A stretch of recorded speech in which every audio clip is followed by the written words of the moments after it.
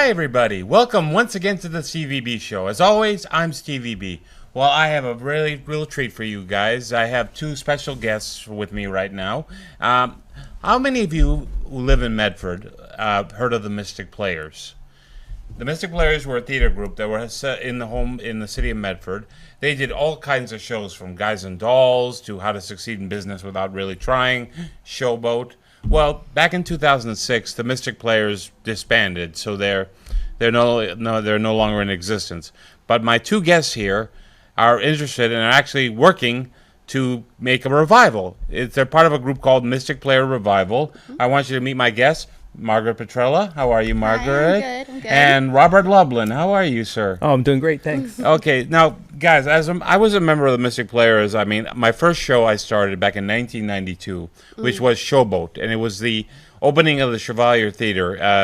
Right now, the Chevalier Theater is used for like big acts like Jay Leno and not Barry Manilow, Engelbert Humperdinck, all sorts of things. Mm-hmm. But it was like my second home in a way, the Chevalier, and like I said, when they disbanded in 2006, I was kind of a little bit heartbroken because I thought, I was so used to a lot of my friends who were with it, some of them are no longer with us. And the last thing I remember doing was, I think it was Arsenic and Old Lace, which was back at the Veterans on Lawrence Road, the VFW, I think. So Margaret, you're the feature of this. What made you decide to do a Mystic Player Revival? Well, basically, I've been doing theater since I was like a little kid. It's always been my biggest passion in life. And I remember my grandparents and my parents always telling me, like, join Mystic Players, join the Mystic Players. And I was always like, what is the Mystic Players? I never heard of it. And so by the time I finally rolled around to looking into it, I had learned that the Mystic Players had disbanded. And I know that Medford, the community here would greatly benefit from having theater back in our city. And so that's when I came up with the idea for bringing back community theater to Medford. And I created a Facebook page, and it kind of took off from there. Mm-hmm. We weren't exactly Mystic Players Revival just yet. It was more so just like, hey, let's bring, all ages community theater back to Medford. Mm-hmm. And, it just, all of a sudden I just got like a million notifications, people joining. And Robert was actually one of like the first people to reach out to me too. Oh. Saying he was like interested and he was like, I will do whatever it takes to make this happen. Mm. So it took off from there, and I met with Robert, and I met with our treasurer, Jim, who couldn't be here today, and also Danielle, who couldn't be here today. And we all kind of got together, we met, and we just became Mystic Players Revival, and we have been working very, very hard to, make it something really, really special, and, also keep honoring, the past group as well. Yeah, I've always wondered about that. And, I always wondered, how do you start, a nonprofit like the Mystic Players? What was the first thing you did? It's funny because it's, a really good question for Jim. But... I don't know. Do you want to take this? Sure. Yeah. Sure. For something like this, it starts with a lot of passion. Mm-hmm. You have to have people who want to pursue this project together. And so you have Margaret, who had the initial push to make this happen. And she was happily found that there are a lot of us who want to support her and want to make her ideas come to reality. Once we had that core group of people, we're going to really try to make this happen. Then we looked into the paperwork. And the paperwork is applying to be a nonprofit. And it's pretty simple paperwork, where the goal is to pursue this project for the betterment of Medford, and we're not out to make a profit. We're out to create something that everyone's going to benefit from. Correct. And so Jim is better at paperwork than we are, and he dotted all the I's, he crossed all the T's, and now we are an official nonprofit, and we are starting to pursue grants to support not profit, but the opportunity to create theater as a community here in Medford. Wow. Now, Robert, what's your background theater-wise? Were you always an actor yourself? I'm a professor of theater at the University of Massachusetts, Boston, with a PhD in theater.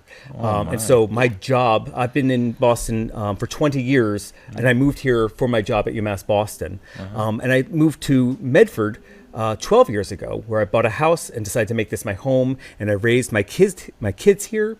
And so theater is my day-to-day job, but it's my absolute passion, and it has been my whole life. And I want a community theater in my home.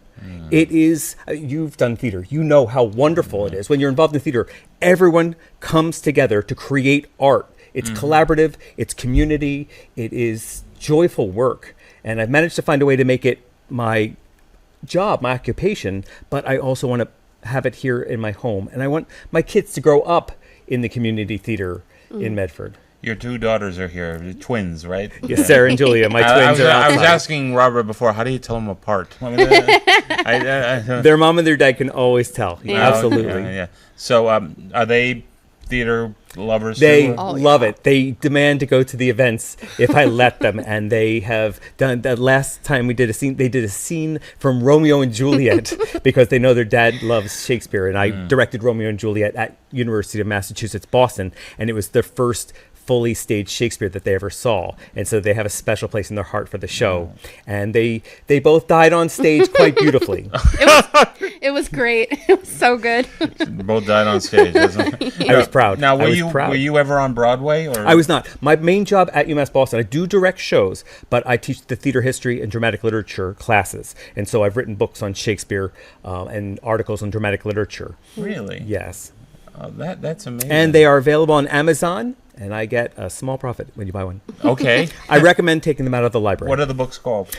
Costuming the Shakespearean Stage was my monograph, and it looks at the clothes that they wore on Shakespeare's stage and what it meant to the people who first wore it. My second book was Reinventing the Renaissance. It looked at new versions of Shakespeare, so some of the things that we're doing, the way that we interpret Shakespeare today or in films. We have some thought with the Mystic Players of eventually doing Shakespeare in the park at the Condon Shell. Yeah. And so that might be something Very where exciting. Condon Shell. Yeah, Yes. yeah, very I exciting. actually did a show back in '93 at the Condon Shell. With the Mystic Players? Yes. fantastic. Yeah, so fun. Ooh, Well, we good want to know. revive that. I know, Exactly. yeah. It was a musical review, so I mean, it was a lot of Oh, fun. you did a review there. Yeah. Oh, Oh, Yes. interesting. So Very interesting. It's I all didn't know that. no, it's all kind of that's entertainment, all sorts Yeah. of Broadway shows and everything. But I used to, like I said, I started in '92, and I did so many shows with them, from Showboat, South Pacific, The King and I, Nice. and I just remember the one show I remember was South Pacific. I always tell this story. There was a scene in which I was in that a radio was supposed to come on to tell that that main character had died in battle in the South Pacific, but something went wrong and the radio didn't come on. Oh, no.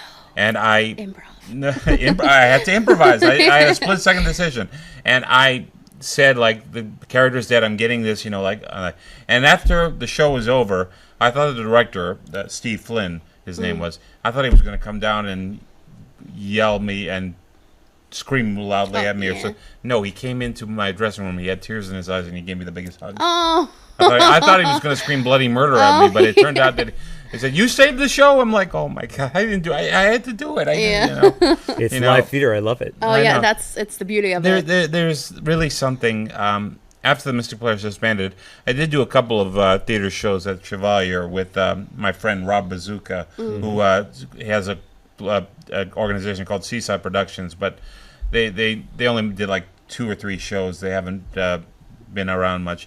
And now that Chevalier is pretty much has major acts, like I said, Jay Leno, Engelbert Humperdinck, Amy Grant.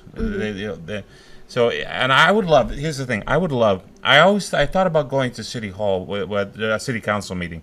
I thought about going up there saying, I'm not against the Chevalier having these major acts, Hollywood acts, but on the weeks that you don't have any performances, why don't you rent it out to community theater things? Well, that's a huge, we have been in talks with the Friends of the Chevalier and Gene MacJim board members.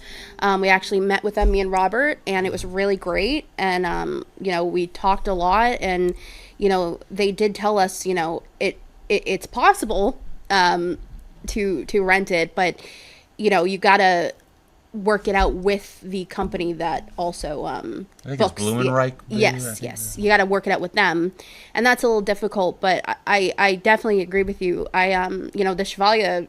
I am Medford born and raised, and the Chevalier. That's where I did all my performances. Did you see any Mystic Player shows at the Chevalier? I don't think I did, but I'm shocked I didn't, honestly, because my family, like, they all love theater, but I'm like, so I'm kind of shocked that I never saw any, but that's where I did my performances, like, with, my first ever show was Wizard of Oz, and, that's where we did our shows, and, but it was like a, third grade elementary school production. What part did you play? Dorothy. Dorothy? Oh, yeah. I can see you as Dorothy, definitely. It was, that's what made me fall in love with theater, actually, so. Yeah, like I said, I've done many shows, but the hardest show I ever had to do. Now, in today's climate, you couldn't do this show, The King and I, because it's based on, you think about the Yul Brynner classic and everything like that. But that was the hardest show for me to do, because there's a scene at the beginning where I have a translator, like I'm saying something. Well, it's actually a horn. It's kind of like the Charlie Brown wah, wah, wah, like that, and I'm talking, and he doesn't get up. He's on his knees, and he just goes on his knees like this, and he's just like, and I'm turning my head like, oh, please don't laugh, because Steve is gonna kill me. It's like a Harvey Korman thing. Tim Conway always liked to make Harvey Korman laugh, so but that was hard. But I mean, I see all these great shows on Broadway right now. I watched a little bit of the Tonys. I mean, I'd love to do. There are shows that I've never done before. The Mystic Players never did. I mean, I like to do Avenue Q. I like to do. Oh, I love Avenue Q. The Book of Mormon. Love that. And what else? La Cage. Les Miserables. Yep. Another great one. And it would be so great to do. You know, I've since I've moved on. From after the Mystic Players left, I went on to do TV. I've done a few commercials and. Oh, that's really cool. So, but I do miss the Mystic Players. I really do. Well, it was like a second home. Chevalier was like a second home. That's why we're doing it. I know, and I made so many friends because I wasn't very. I know I don't mean to ramble on, but I wasn't very popular in school. I mean, I didn't play any sports, and it was a place. Acting was where I felt I belonged. I had people who liked me, respected me, and and it just. It was a lot of fun to do, and I was heartbroken when they do it. But the fact that you said that you want to do a revival of it is a great idea, and I was all for it. I even went to one of your events there too, and I got to meet everybody, and and I said to you, do you want to be on the show? Oh yeah, and it's great. Absolutely. So yes. yeah, so I want to thank you so much, you guys. So Robert, what other what else are you doing to make sure that this dream becomes a reality? Well, we started by doing a couple of events where we would encourage people to come. We'd do some theater games. We'd get people singing and acting, just starting to build that community. And we have a growing list of people who have expressed interest. And so our next step is that we are hoping to, in the next couple of months, have auditions for a musical review. Oh. And so we're looking for places where we're going to rehearse and where we're going to stage it. We already have a list of people who are potential directors, but there's going to be opportunities for additional people to submit their names. Did you know Stephen Flynn? I did not. Well, sadly he passed away a couple of years ago. But he was a great director, a really nice guy, So, but I mean, I like I said, I mean, the Mystic Players have been around since the 1970s before they disbanded. Yep. A lot of the people They were back decades before that. Yeah, the that longevity too. shocked me. Yeah. Medford has a very long, proud history of community theater. Yeah. And so this is something that's like, wow, we have a lot to live up to, and it's a little daunting. But it's also very exciting. It is. Like the first, it's like in the history, like I spoke with a former Mystic player, Ed, Ed Devini? Yes, yes. Yeah, I Ed's a love good guy. Ed. I love Ed. Ed is the best. Ed is Hi, definitely Ed, the we best. love you. I know. Hi. He's been such a big help. I Mm-hmm. mean, he has been helping me along through this, and he's been so supportive. And he was, he shared with me like the history, and it goes all the way back to like the 1930s, and they first did a show at the church in Medford Square, a pageant on the Mystic, and that's what I guess sparked the want for theater in Medford, and that's kind of where it all started, actually. I know the Mystic Players was technically like the 70s ish, but like the first ever like theater performance was that, and that's like crazy to me. And Medford has such a rich history of theater, and I was like, it has to come back. I mean, I know there is another theater group for the youth, like I'm not sure the age limit in Medford, and I think that's great, but I also know that there's like value in a theater for everybody, like all ages, and it's been shown with our reviews we've held at the library. I mean, we've had people come saying like, oh my God, thank you for doing this, so excited, I haven't performed in years, this is so exciting, and it's what's keeping us going, is like just the love and the the people that really care about this too. Yeah. Actually, one time I actually thought about having a Mystic Player Hall of Fame. All the Ooh. I, That's no, a good idea. I even have my own Facebook page, Mystic Player Hall of Fame, and I know who I put in. Yeah. And I do. I mean, it'd be Steve Flynn, obviously, Ed Devini. I was gonna say me, but I'm not. I'm not that. I'm not. No, totally. You would totally be in there. No. But seriously, I would. Like, there was so many wonderful. It makes me sad though, because a lot of the people I would shows with are no longer with us, and it just really. There was Joe Platty. There was so many, and I remember Joe Platty. One show I did was Meet Me in St. Louis. Oh, I love that show. I have a bad memory of that. Somebody stole my bike on that. Oh no! The bike was on the stage, and somebody stole it. And if I ever find out who did it, even though it's been almost 30 years, I still get upset over it. You were on watch. Oh yeah. Who knows where the bike is now? Who knows? But anyway, before we go on, we're gonna show a video, a little montage of past Mystic Players shows. Some you may see me in it. Some you may see that go back to the 1980s, 1990s, and up till 2006. So sit back and enjoy this retrospective of the Mystic Players of Medford.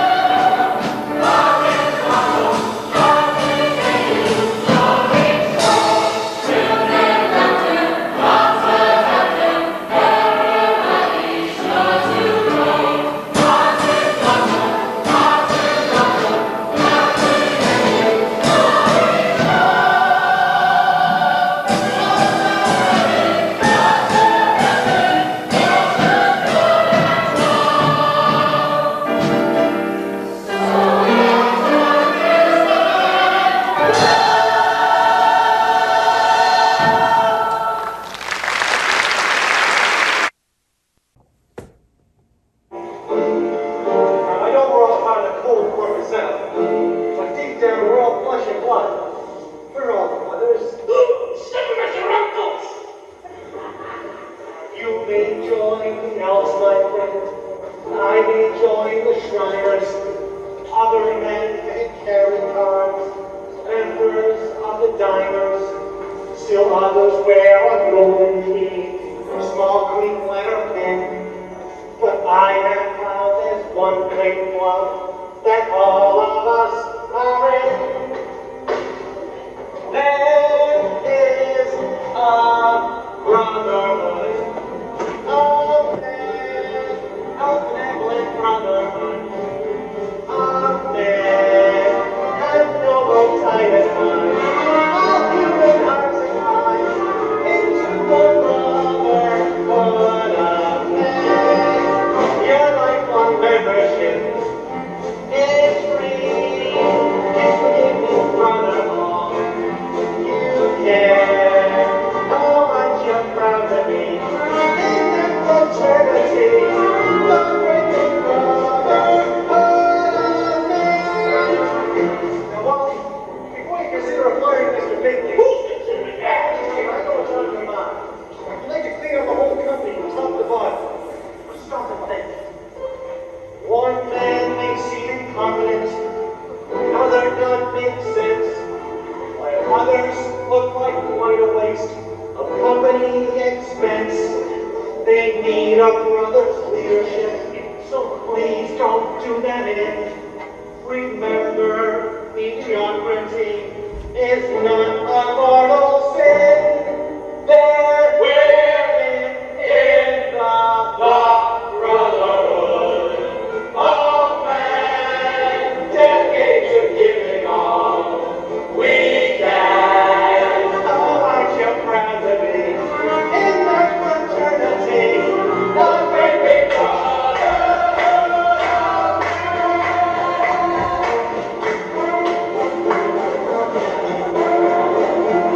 No kidding. It's really a brotherhood of man, of the brotherhood. Oh, yes, I know the tide of mine. Have you been hearts and minds? Brotherhood of man. Oh, yeah, your lifelong membership is free. You can be brother all you can. Oh, aren't you proud to be in that fraternity? The great big brotherhood of man.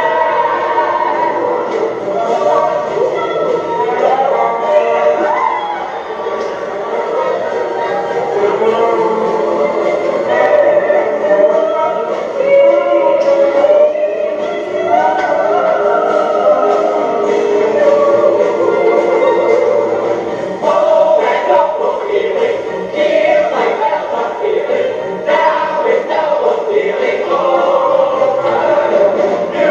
you got me, I got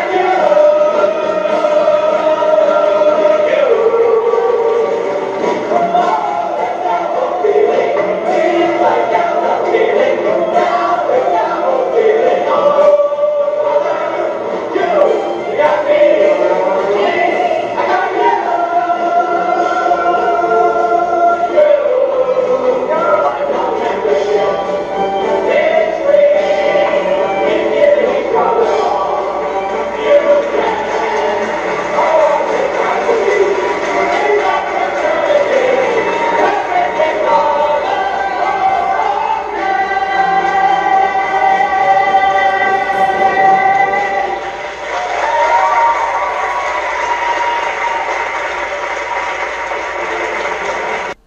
Wow, you know, it just takes me back all that footage. I mean, it just all the shows that I did and all the friends that I made, and I just the last, like I mentioned before, the last show I did with them was Arsenic and Old Lace, which was back in 2006, and Classic. it was a classic. But I mean, it'd be so much fun to have that theater back again. Oh yeah, absolutely. So what is next for you guys now?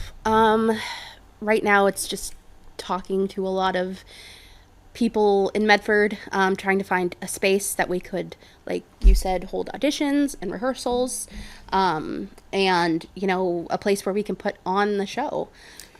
We also have a grant out right now, Yep. and we're going to be pursuing additional grant support, which can pay for other places where we might stage our productions. Yep. And, Would it be? They used to, in the old times, they used to do the Marcia Karen Theater at Medford High School. Then they went to Chevalier, and like I said, Chevalier was like a second home and everything. Yeah. But I mean, I would like to see them.